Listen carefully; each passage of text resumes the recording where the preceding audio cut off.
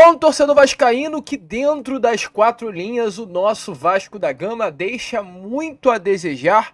Nós já sabemos que nós sofremos com as derrotas e principalmente com esses últimos anos do Vasco da Gama. Eu e você, mais do que nunca, já sabemos. Mas olha, vascaíno, realmente se tratando de Vasco da Gama é muito difícil. Porque além de ser uma luta diária, rodada após rodada, jogo após jogo, de Vasco contra Vasco, o Vasco da Gama ainda tem que lutar contra a imprensa, contra a mídia e contra a Confederação Brasileira do Futebol. Porque sim, é urgente, sim, é preocupante.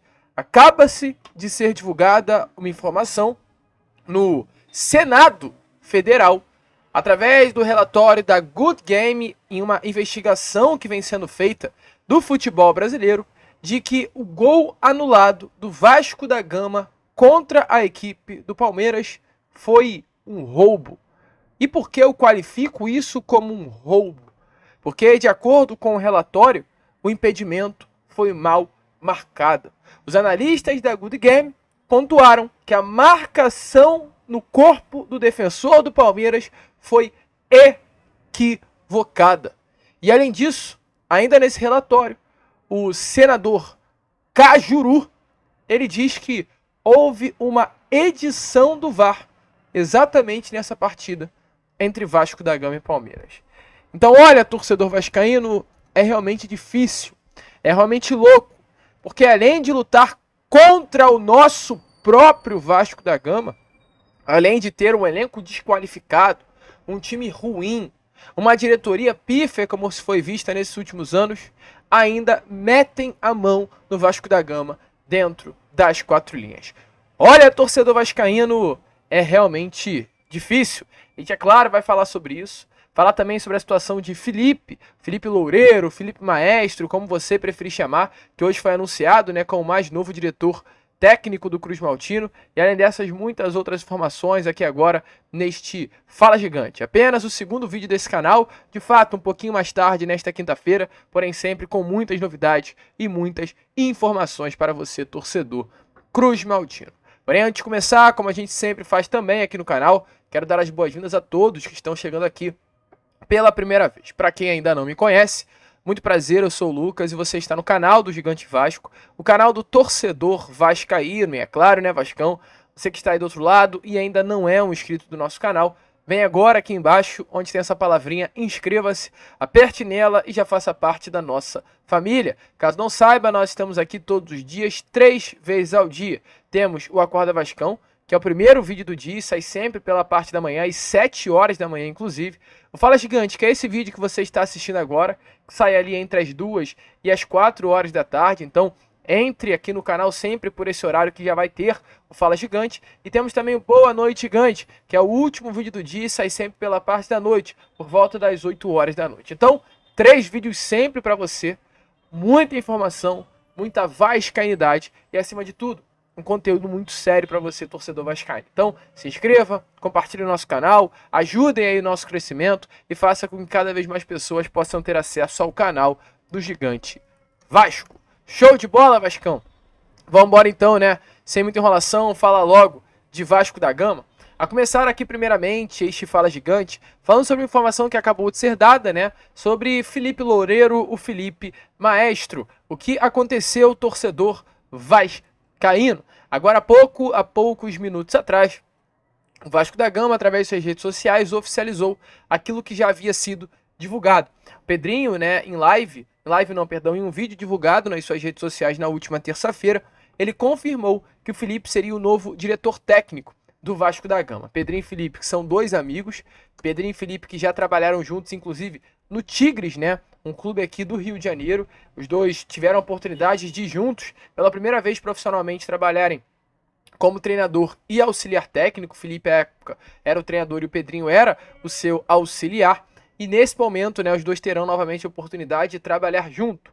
O Pedrinho como grande presidente do Clube de Regatas Vasco da Gama e o Felipe como diretor técnico do Cruz Maltino. O Felipe, que é realmente um profissional de vasta experiência no mercado, um profissional aí que já passou por vários clubes trabalhando de fato, porém na beirada de campo, e vem para um novo cargo na sua carreira. Pela primeira vez, Felipe terá a oportunidade de trabalhar como diretor técnico, ou seja, trabalhar dentro do vestiário, ser uma figura importante até para a montagem técnica e tática do elenco, mas não estar tão exposto na beirada de campo. Inclusive, né, o fato do Vasco da Gama ter colocado o Felipe nesse cargo, né, principalmente o Pedrinho, em nome do Vasco da Gama, ter colocado o Felipe como diretor técnico, o próprio Pedrinho explicou no seu pronunciamento.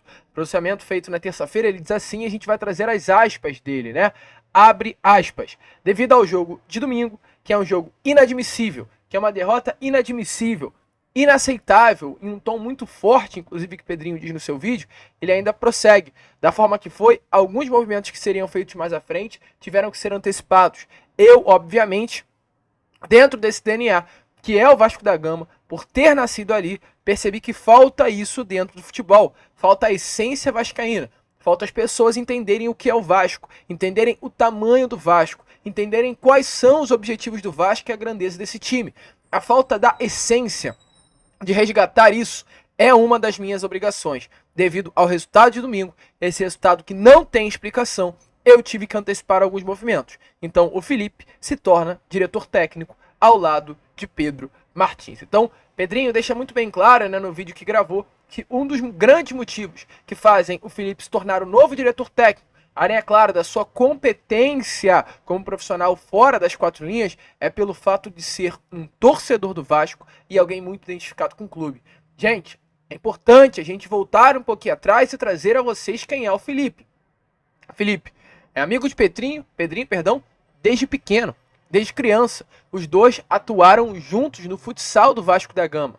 Lá, quando eles eram novinhos, por volta de 8, 9 anos de idade, os dois já se conheciam. Felipe é um cria de São Januário. Felipe, em 1989, estreava no Sub-13 do Vasco da Gama. O Felipe ficou de 89 até o ano de 2001 no Vasco. No caso, essa passagem toda foi do Sub-13 ao profissional.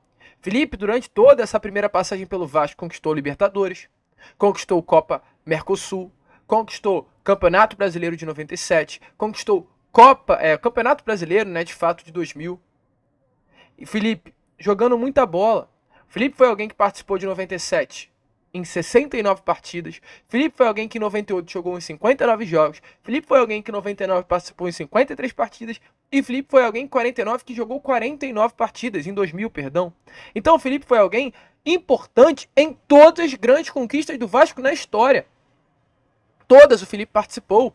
Volta ao Vasco em 2002, atua em 27 jogos e depois novamente, após passagem de fato por Flamengo, Fluminense, Salsat, ele volta de novo ao Gigante da Colina em 2010 e sai em 2012. E durante esse período o Felipe ainda conquista a Copa do Brasil. O Felipe é o maior vencedor da história do Clube de Regatas Vasco da Gama. O Felipe é o atleta que mais levantou o troféu com a camisa do Gigante da Colina. Então isso é algo que a gente não pode esquecer. Que a gente tem que valorizar. É alguém que sabe a grandeza do clube, é alguém que ama o clube e é alguém que com toda certeza estará no clube para ajudar o Vasco da Gama. Ele, como profissional fora das quatro linhas, ele começou a sua carreira em 2017 no Tigres, onde trabalhou junto com o Pedrinho. Passou pela Ponte Preta como coordenador técnico em 19. No Bangu, em 2021, ele conseguiu ter um grande destaque. Em 18 partidas foi 6 jogos, 6 vitórias. E um bom início de carreira muito promissor com o Bangu no Campeonato Carioca. Um Bangu que jogava muito bonito. Aquele Bangu do Jairinho, o Bangu de Lucas Oliveira.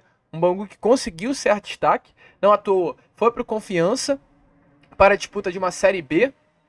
E após essa passagem no Confiança, ele voltou ano passado ao Bangu, como, no caso, um treinador novamente. Teve também a curta passagem na seleção brasileira como auxiliar técnico, na época do Ramon Menezes. Foi para o Volta Redonda nesse Campeonato Carioca, onde de fato não foi muito bem.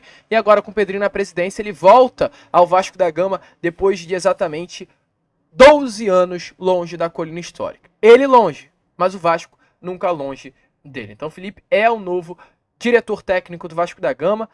O Dilo chegou ao clube com 6 anos de idade, defendeu a camisa do Vasco por 373 jogos e são 7 títulos. Os brasileiros de 97 e 2000, a Libertadores de 98, Campeonato Carioca de 98, o Torneio Rio-São Paulo de 99, a Copa Mercosul de 2000 e a Copa do Brasil de 2011. Felipe Jorge Loureiro é o novo diretor técnico do Vasco. Lucas, você gosta?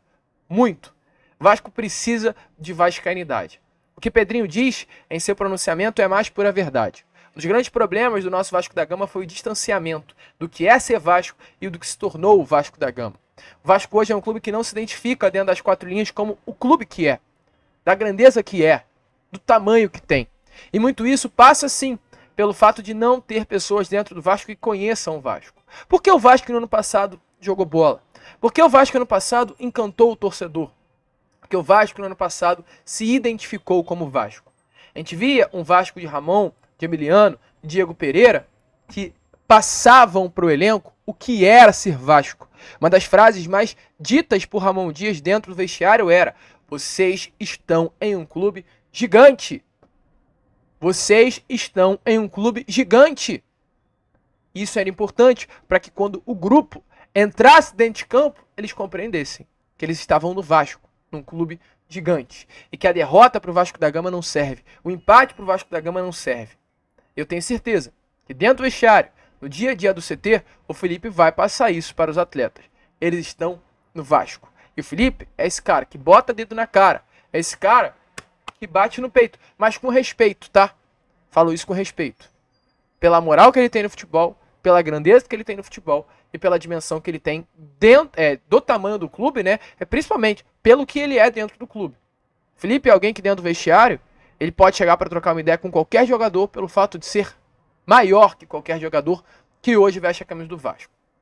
Felipe é maior que Payet, Felipe é maior que Verratti, Felipe é maior que Léo Jardim, Felipe é maior que Piton, Felipe é maior que Léo Pelé, Felipe é maior que Medel, Felipe é maior que Zé Gabriel, Felipe é maior que Hugo Moura, que Adson, que todos.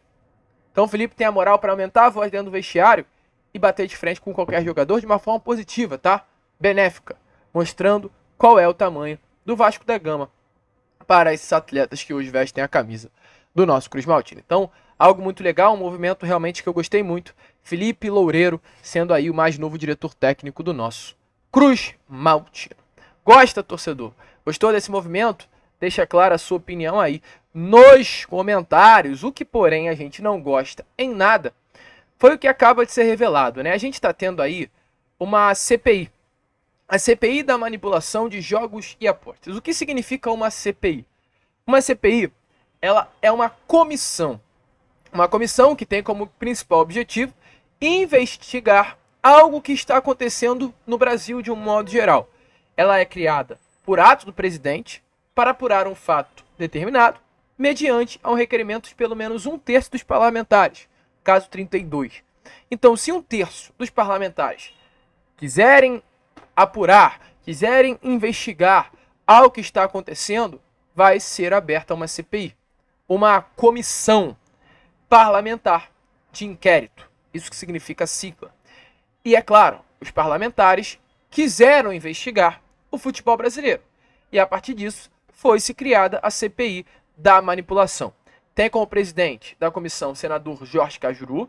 É uma comissão parlamentar de inquérito do Senado Federal, que acontece em Brasília, e tem como finalidade apurar, no prazo de 180 dias, fatos relacionados às denúncias e suspeitas de manipulação de resultados no futebol brasileiro, envolvendo jogadores, dirigentes e empresas de apostas. Essa CPI, eu estou trazendo todos os detalhes a vocês, tá?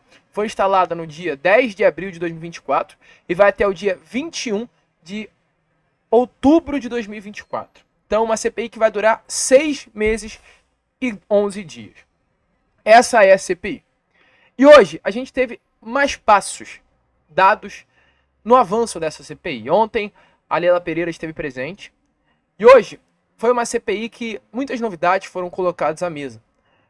A principal novidade foi sobre uma partida que aconteceu lá no ano passado, entre Vasco da Gama e Palmeiras, no estádio Allianz Parque. A partida aconteceu pelo segundo turno do Campeonato Brasileiro, um jogo onde o Vasco da Gama, de fato, jogou muita bola. O Vasco, à época já, né, do técnico argentino Ramon Dias, que conseguiu ter um bom desempenho, principalmente no segundo turno. Uma partida que terminou o Palmeiras vencendo pelo placar de 1-0. Aconteceu lá no dia 27 de agosto de 2023, com um gol marcado por Rafael Veiga. Qual foi o grande porém dessa partida? O Vasco da Gama, superior como já estava, conseguiu marcar um gol aos 19 minutos da primeira etapa. Um gol de Paulinho Paulo, um lindo chute fora da área. Um gol legal, que durante o lance foi-se alegado uma ilegalidade. O VAR detectou no lance que houve um impedimento dentro da área. O impedimento do atacante argentino Pablo Verratti em uma disputa de bola com o zagueiro Gustavo Gomes. O Verratti, salvo engano, ele cabeceia a bola volta e aí o VAR detecta um impedimento no lance. A bola prossegue, o jogador do Palmeiras tem domínio, ela sobra no meio campo, Paulinho Paulo chuta e faz o gol. O impedimento foi marcado no lance do Verratti dentro da área. Qual é o grande porém de tudo isso? Esse impedimento, mesmo que o VAR, à época, tenha alegado impedimento, não deveria ser marcado. Porque a partir do momento que o jogador do Palmeiras, dentro da área, ele chuta a bola para fora, ali é dada uma nova origem à jogada, um novo lance é gerado. Então o gol do Paulinho Paulo foi legal. Isso é o que diz na regra, né? Gol foi legal, gol foi mal anulado. O VAR se intrometeu, entrou no lugar onde não deveria ter se metido. Então o Vasco já foi prejudicado naquele jogo por o gol ter sido anulado de uma maneira errada. Mesmo sendo impedimento, não era para se ter marcado impedimento. O VAR não tinha o direito de chamar o árbitro para anular aquele gol. Mas aí sabe qual é o grande problema? É que aquele gol, de acordo com o relatório da Good Game, ele não estava impedido. Então assim, o VAR erra em duas vezes. Erra por não chamar, de uma forma errada, e erra ao marcar um impedimento que não existiu. Então assim, o Vasco foi duas vezes roubado. Então se bastasse uma vez, foi duas vezes no mesmo lance. Foi roubado porque não era para o VAR ter chamado, o gol foi legal, e foi roubado ainda mais porque o impedimento não houve impedimento. De acordo com a Good Game, a decisão, após a análise do VAR, foi flagrar esse impedimento na jogada que resultou em um chute fora da área de Paulinho. Foi um golaço que acabou não valendo, é claro. E os analistas da Good Game pontuaram que a marcação no corpo do defensor do Palmeiras, Gustavo Gomes, está equivocada. Para tal, a Good Game chega a fazer uma espécie de bonequinho, como está aparecendo aí na imagem a vocês, sobre o corpo do jogador palmeirense e traça uma linha para tentar mostrar o desalinhamento. E diz no relatório, a linha do chão está perfeitamente posicionada para identificar a posição do pé direito do jogador do Vasco. Por outro lado, a linha da projeção do ombro do chão está completamente errada. Em resumo, o relatório diz que seria anatomicamente impossível que o braço do jogador estivesse no mesmo nível do pé direito. A empresa diz que a linha deveria estar mais à frente, próximo ao gol, demonstrando a ausência de impedimento. A conclusão da Good Game é que o placar do jogo deveria ter sido 1-1, ou seja, menos 2 pontos para o Palmeiras na classificação. Quiçá nem 1-1, né? Que o Vasco jogando como estava, talvez se abrisse 1-0, pudesse ter saído de São Paulo com 3 pontos ao invés de 0, pois saiu derrotado. Está aparecendo aí na imagem, né, esse relatório que mostra que a linha foi traçada no pé do Gustavo Gomes, que não deveria ter sido traçada no pé, e sim no ombro. E se fosse traçado no ombro, o espaço seria muito mais à frente, o que automaticamente não seria constituído, né, o impedimento. Então assim, o Vasco foi duplamente roubado, é difícil falar. Duplamente prejudicado. Vamos adoçar nas palavras. E aí, para piorar a situação, o presidente dessa comissão, que é o Cajuru, Jorge Cajuru, ele fala que houve uma edição do VAR nesse jogo contra o Palmeiras. Então, assim, a situação fica cada vez pior a cada passo que é dado. Se liga aí nas palavras de Cajuru, relatando que houve uma edição do VAR nesse jogo. Olha, vascaíno, além de se estressar com o Vasco, a gente tem que se estressar com o que acontece fora das quatro linhas sobre o Vasco. Ele trouxe, somente teve um lance que ele mostrou para nós, que nós vamos conversar aqui hoje na reunião à parte, principalmente com o senhor respeitado Wilson Seneme, presidente da comissão de arbitragem, que há uma discussão entre os colegas, eu por falta de visão, os companheiros membros. Cajuru, aqui há uma prova que o VAR editou esse lance.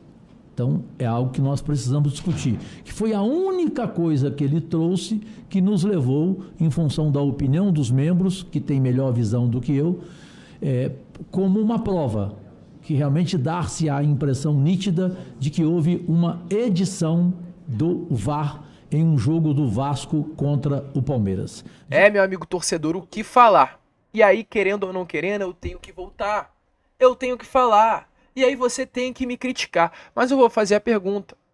Sinceramente, você acha que na época do Eurico Miranda isso aconteceria?